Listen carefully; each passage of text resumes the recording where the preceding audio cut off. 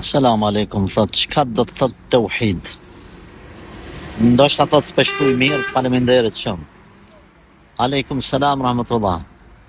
Të uhid e ke shkruar shumë mirë.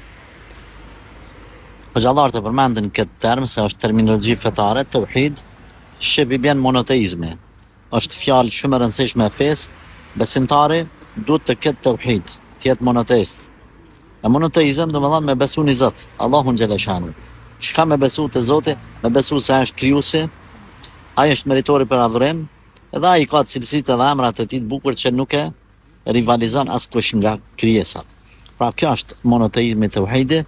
Të gjithë jemi dërguar në këtë botë apo jemi krijuar në këtë botë nga Allahu i lartësuar që ta vërtetojmë monoteizmin, të uhidin, ta besojmë ata, ti praktikojmë mësimet e Allahut azza wa xal, edhe kjo të uhidi ka të bëjë me monoteizmi me anën e zemrës, me anën e besimit. Është më e rëndësishme se sa ana e jashtme apo ibadetet e jashtme. Prandaj, kujdes ata të cilët bëjnë adhurime të jashtme, falin namaz, agjerojnë, japin zakat, ta rregullojnë edhe anën e brendshme të tauhidin. Pra mos t'i kushtojnë ibadet askujt tjetër posa Allahut, mos t'i lutën askujt tjetër, mos t'i besojnë te askush tjetër, mos besojnë se me shkutën i vartën i tyrbe, ajo tyrbja ndërmjetëson te Zoti, se kjo e prish monoteizmin, e prish tauhidin. Selam aleikum.